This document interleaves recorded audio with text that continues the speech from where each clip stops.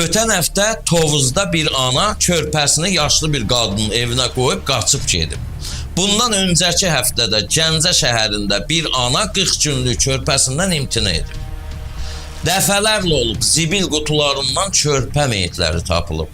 Hətta ticarət mərkəzlərinin birində üzr istəyirəm, unitazda uşaq dölü tapılmışdı. İnanın Allaha, dəhşətə gəlirəm mən.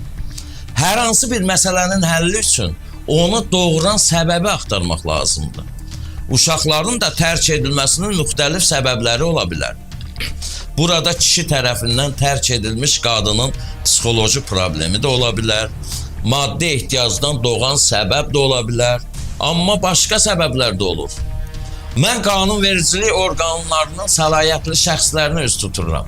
Bir körpə faciəsinə gətirib çıxaran bu əməllərə qarşı cəza tədbirlərini sərtləşdirsinlər. Ən ağır cəza verilsin o valideynlərə. Sən bilirsən ki, bətnindəki uşaq 9 ay sonra dünyaya gələcək. İmkanın da yoxdur saxlamağa, arzu olunmazdı tutalım. 9 ay niyə gözləyirsən ki?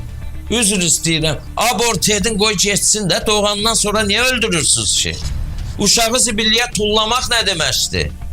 Mən üzümü o vicdansız, dırnaq arası ana adlı məxluqlara tuturam. Özünüzə gəlin. O körpələri öldürüncə, elə özünüzü öldürün, əgər azacıq vicdanınız varsa.